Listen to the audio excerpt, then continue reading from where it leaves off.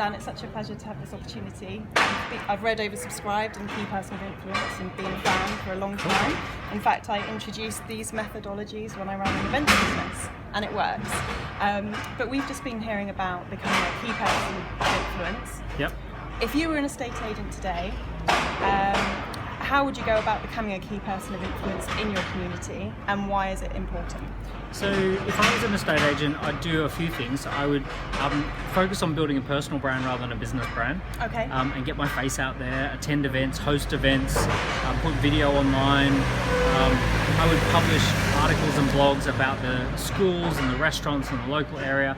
I'd look for anything that people are hungry to know about when they're moving into an area or they're moving house in an area, and just start kind of getting connected with all of that. I would personally follow all of the restaurants in the area and follow all of the schools in the area and just connect on social media with all the influencers that make a big difference and see if I can build a connection with them. Leveraging media, so videos, podcasts, all of those kind of things. And yeah, just building up that credible, connected, informative persona online so that people, if they want to sell a house or buy a house, they know to come to me. Absolutely. And you mentioned personal brand over company brand. Yeah. Have you got any examples of that, and why is that? Yeah, so a human brain really doesn't connect with logos and symbols and all that sort of stuff, or very rarely. Most people have seen the Google logo 10,000 times. They can't tell you what color the G is without looking.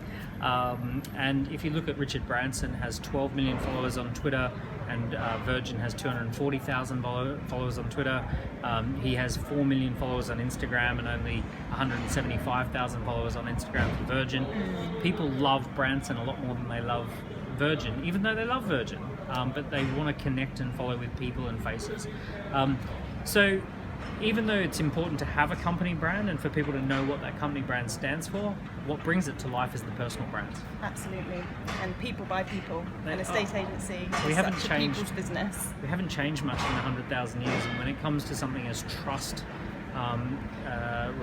something that requires so much trust, like selling a house, which for many people, it's going to be one of the biggest transactions in their life. It might be the difference between a great retirement or a good retirement. It might be the difference between, what gets passed on to the kids. There's so much emotion wrapped up in it. They want to be able to check you out and know that you're, someone who cares and someone who's interested and someone who's engaged and someone who's genuinely able to help. Absolutely. Thank you so much for your time. My pleasure.